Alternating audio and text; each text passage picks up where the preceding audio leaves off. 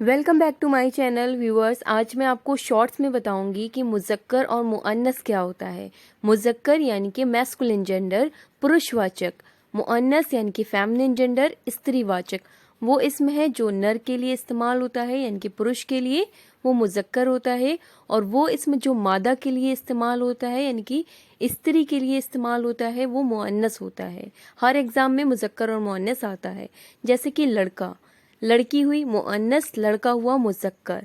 घोड़ा हुआ मुज़क्कर, घोड़ी हुई मुअन्नस। उसी तरह से मुर्गा हुआ आपका मुज़क्कर का एग्जाम्पल, और मुर्गी हो जाएगा मुअन्नस का यानी कि स्त्रीवाचक। सिंपल स्त्रीवाचक और पुरुषवाचक इसे हिंदी में कहेंगे, इंग्लिश में फेमिनिन एंड मैस्कुलिन जेंडर कहेंगे, और उर्दू में मुज़क्कर और मुअन्नस कहेंगे। वीडियो अच्छी लगी हो तो लाइक शेयर सब्सक्राइब ज़रूर कीजिएगा BH क्लासेस को।